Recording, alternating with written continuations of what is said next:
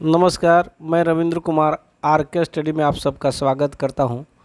आज के वीडियो में आप देखेंगे जनरल साइंस का प्रैक्टिस सेट पार्ट 3। यह वीडियो बीपीएससी शिक्षक भर्ती परीक्षा 2023 को ध्यान में रख करके बनाया गया है। तो चलिए बिना देर किए हुए वीडियो को शुरुआत करते हैं। पहला प्रश्न को देख लेते हैं। देखिए, पहला प्रश्न है, दृष्टि, श्रवण एवं प्रतिवर्ती क्रियाओं पर नियंत्रण किस मस्तिष्क द्वारा होता है? दृष्टि, श्रवण एवं प्रतिवर्ती क्रियाओं पर नियंत्रण किस मस्तिष्क द्वारा होता है? तो आंसर होगा मध्य मस्तिष्क। मध्य मस्तिष्क याद रखेंगे। दूसरा प्रश्न पर आते हैं, गति नियंत्रण, समन्वय, शरीर का संतुलन तथा ऐच्छिक पेशियों के क्रिया का निगमन पश्च मस्तिष्क को कौन सा भाग करता है? कि गति नियंत्रण, समन्वय, शरीर का संतुलन तथा ऐच्छिक पेशियों के क्रिया का निगमन पश्च मस्तिष्क को कौन सा भाग करता है? तो आंसर होगा सेरिबेलम। सेरिबेलम याद रखेंगे। दूसरा प्रश्न, मस्तिष्क के सबसे पीछे का त्रिभुजाकार भाग क्या कहलाता है? देखिए, मस्तिष्क का सबसे पीछे का त्रिभुजाकार भाग क्या कहलाता है? तो आंसर होगा मेडुला ऑब्लोंगेटा। मेडुला ऑब्लोंगेटा होगा। तो चलिए चौथा प्रश्न पर चलते हैं, प्रतिवर्ती क्रियाओं का मुख्य केंद्र कौन है? प्रतिवर्ती क्रियाओं का मुख्य केंद्र कौन है? तो आंसर होगा मेरुरज्जु। मेरुरज्जु याद रखेंगे। चलिए पांचवा प्रश्न पर चलते हैं। पांचवा प्रश्न है, अनैच्छिक क्रियाओं का नियंत्रण किसके द्वारा होता है? अनैच्छिक क्रियाओं का नियंत्रण किसके द्वारा होता है? तो आंसर होगा मेरुरज्जु। चलिए छठा प्रश्न पर चलते हैं, मनुष्य का कंकाल तंत्र कितने अस्थियों का बना होता है? मनुष्य के कंकाल तंत्र कितने अस्थियों का? तो 206 अस्थियाँ होते हैं मनुष्य के कंकाल तंत्र में, याद रखेंगे। चलिए सातवां प्रश्न पर चलते हैं, बच्चों में विटामिन डी की कमी से कौन सा रोग होता है? बच्चों में विटामिन डी की कमी से रिकेट्स होता है। तो याद रखेंगे, बच्चों में विटामिन डी की कमी से रिकेट्स होता है। और वयस्कों में विटामिन डी की कमी से कौन सा रोग होता है? तो वयस्कों में विटामिन डी की कमी से ऑस्टियोमलेशिया रोग होता है। तो याद रखेंगे कि बच्चों में विटामिन डी की कमी से रिकेट्स होता है, तो वहीं वयस्कों में विटामिन डी की कमी से ऑस्टियोमलेशिया रोग होता है। ये दोनों विटामिन डी की ही कमी से होता है। चलिए नवां प्रश्न पर चलते हैं, मानव शरीर में सबसे बड़ी अस्थि कौन है? मानव शरीर में सबसे बड़ी अस्थि का नाम है फीमर। मानव शरीर के सबसे बड़ी अस्थि का नाम है फीमर। तो आंसर होगा यहाँ फीमर। चलिए 10वां प्रश्न पर चलते हैं, मानव शरीर में सबसे छोटी अस्थि कौन है? तो मानव शरीर में सबसे छोटी अस्थि है स्टेप्स, कान की हड्डी सबसे छोटी अस्थि है। तो चलिए 11वां प्रश्न पर चलते हैं, अस्थि से अस्थि को जोड़ने वाला ऊतक को क्या कहते हैं? अस्थि से अस्थि को जोड़ने वाला, हड्डियों को हड्डियों से जोड़ता है, उस ऊतक को क्या कहते हैं? तो आंसर होगा लिगामेंट्स। लिगामेंट्स तक होगा जो अस्थि से अस्थि को जोड़ता है।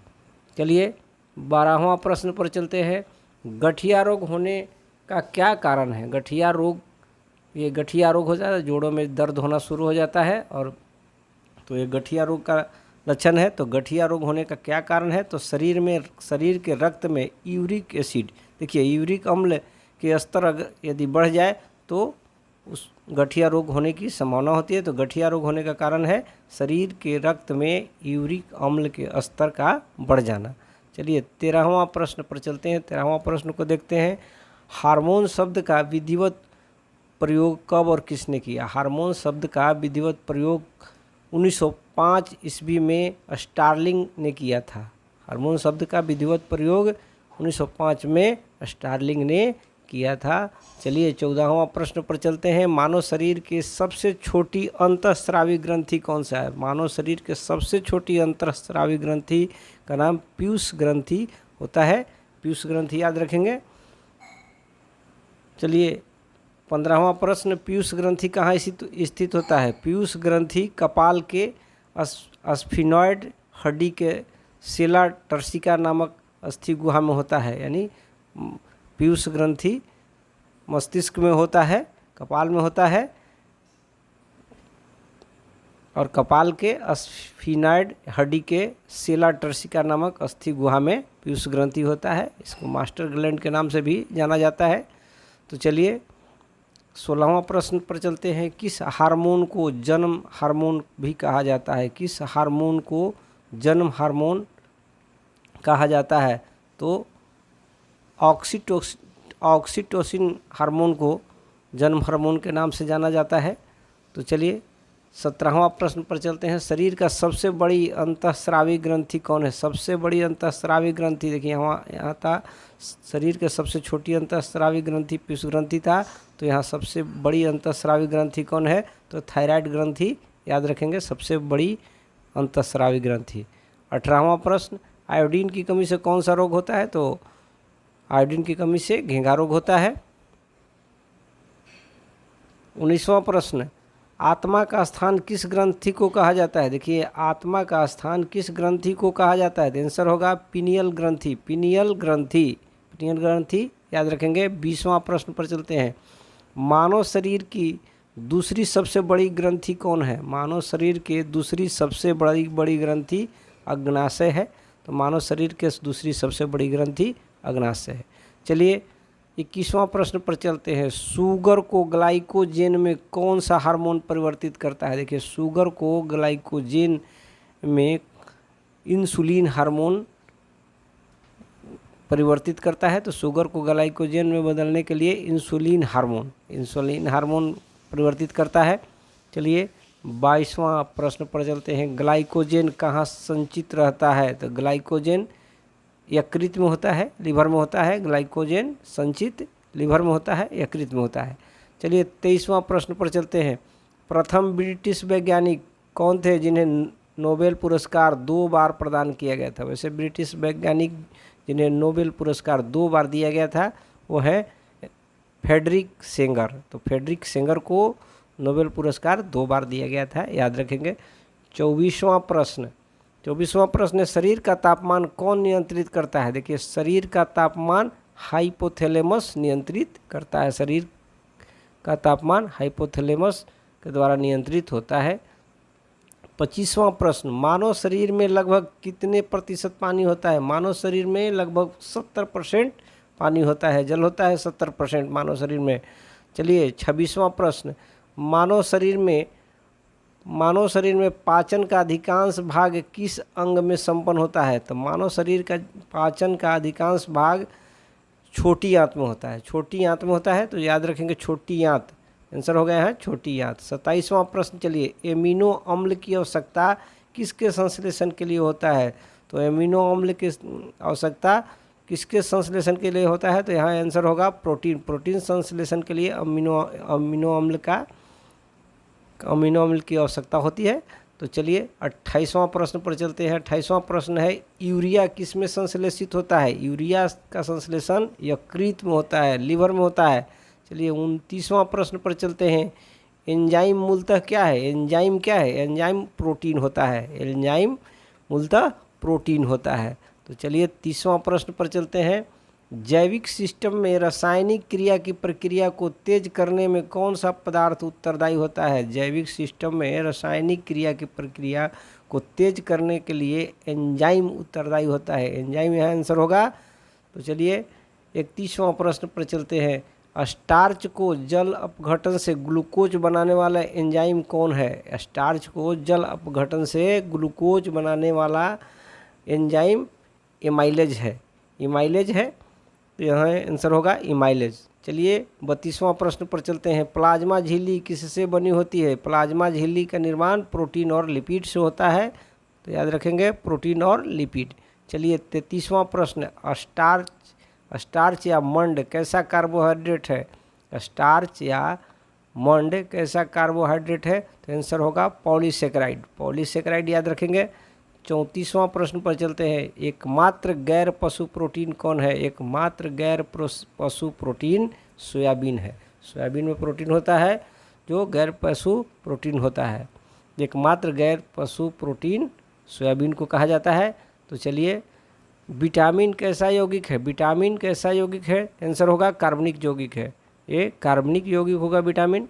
चलिए 36वां प्रश्न पर चलते हैं। विटामिन बी की कमी से कौन सा रोग होता है? विटामिन बी की कमी से बेरी रोग होता है। विटामिन सी की कमी से कौन सा रोग होता है? तो विटामिन सी की कमी से स्कर्वी होता है, स्कर्वी रोग होता है। 38वां प्रश्न पर चलते हैं।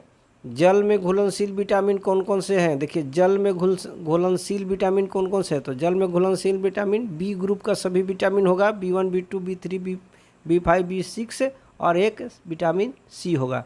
तो ऐसे भी याद रखेंगे कि विटामिन बी ग्रुप का जितने भी विटामिन है और एक विटामिन सी, ये जल में घुलनशील होगा, और बाकी विटामिन जो बच जाए वो जल में घुलनशील नहीं होगा, वो वसा में घुलनशील होगा।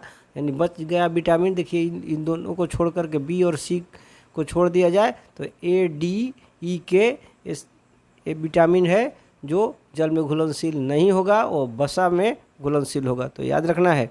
चलिए 39वां प्रश्न पर चलते हैं। देखिए यहाँ प्रश्न आ गया, वसा में घुलनशील विटामिन कौन कौन से है? तो ए, डी, के, ई। देखिए वहाँ जल में घुलनशील विटामिन बी और सी, बी ग्रुप और सी है विटामिन सी, और उन सबको छोड़ दिया जाए तो ए, डी, के विटामिन, ए, डी, के, ई, ये सब विटामिन वसा में घुलनशील है, जल में घुलनशील नहीं होगा। तो चलिए 40वां प्रश्न पर चलते हैं। प्रोटीन किस अम्ल से निर्मित होता है? तो प्रोटीन अमीनो अम्ल से निर्मित होता है।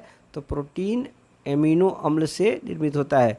चलिए 41वां प्रश्न पर चलते हैं। किस रोग को सूखा रोग के नाम से जाना जाता है? देखिए सूखा रोग, बच्चों में जो सूखा रोग होता है, सूखा रोग होता है, बच्चे का शरीर सूखने लगता है, तो वह रोग का नाम है रिकेट्स। और यही काम अगर वयस्क में हो तो इसको ऑस्टियोमलेशिया के नाम से जाना जाता है। यह सब विटामिन डी की कमी से होता है। तो बच्चों में सूखा रोग को रिकेट्स के नाम से जाना जाता है, जो विटामिन डी की कमी से होती है। चलिए 42वां प्रश्न, सूखा रोग किस विटामिन की कमी से होती है? देखिए यहाँ आंसर आ गया, प्रश्न आ गया, सूखा रोग किस विटामिन की कमी से होती है? तो विटामिन डी। चलिए 43वां प्रश्न पर चलते हैं। 43वां प्रश्न को देख लेते हैं। विटामिन B1 का रासायनिक नाम क्या है? देखिए विटामिन B1 का रासायनिक नाम क्या है? एक बात तो है कि vitamin B1, B2, B3, A, B, C सबका रासायनिक नाम याद रखेंगे, क्योंकि सभी के सभी विटामिनों के रासायनिक नाम परीक्षा के दृष्टि से बहुत ही महत्वपूर्ण है, इसलिए सभी विटामिनों के रासायनिक नाम याद रखेंगे। तो यहाँ देखिए विटामिन B1 का रासायनिक नाम होता है थायमिन। विटामिन B1 का रासायनिक नाम है थायमिन। और 44वां प्रश्न देखिए, विटामिन ए का रासायनिक नाम क्या है? तो विटामिन ए का रासायनिक नाम है रेटिनॉल। तो रेटिनॉल याद रखेंगे, विटामिन ए का रासायनिक नाम रेटिनॉल। और 45वां प्रश्न पर चलते हैं। देखिए 45वां प्रश्न है, विटामिन डी का रासायनिक नाम क्या है? तो विटामिन डी का रासायनिक नाम है कैल्सीफेरल। तो कैल्सीफेरल याद रखेंगे, विटामिन डी का रासायनिक नाम। अब आगे देखते हैं 46वां प्रश्न। देखिए विटामिन ई का रासायनिक नाम क्या है? तो विटामिन ई का रासायनिक नाम होगा टेकोफेरॉल। तो टेकोफेरॉल होगा। 47वां प्रश्न पर चलते हैं। विटामिन के का रासायनिक नाम क्या है? तो विटामिन के का रासायनिक नाम फिलोक्विनोन। फिलोक्विनोन, विटामिन के का रासायनिक नाम है फिलोक्विनोन। तो याद रखेंगे। तो चलिए 48वां प्रश्न पर चलते हैं। कौन सा विटामिन रक्त के थक्के बनाने में प्रभावी होता है? तो रक्त के थक्के बनाने में प्रभावी होने वाला जो विटामिन है वो फिलोक्विनोन यानी विटामिन के होगा। तो रक्त के थक्के बनाने वाले जो विटामिन है वो विटामिन के होगा, ये याद रखेंगे। चलिए 49वां प्रश्न पर चलते हैं। मानव शरीर में प्रोटीन का पाचन किस अंग में होता है? मानव शरीर में प्रोटीन का पाचन अमाशय में होता है। तो याद रखेंगे, मानव शरीर में प्रोटीन का पाचन अमाशय में होता है। 50वां प्रश्न पर चलते हैं। इस प्रैक्टिस सेट का अंतिम प्रश्न को देखते हैं। 50वां प्रश्न, मानव के बाल एवं नख में कौन सा प्रोटीन विद्यमान होता है? मानव के बाल और नख में कौन सा प्रोटीन विद्यमान होता है? तो आंसर होगा केराटिन। कीरेटिन है। तो मानव के बाल एवं नख में कीरेटिन जो प्रोटीन है वो विद्यमान रहता है।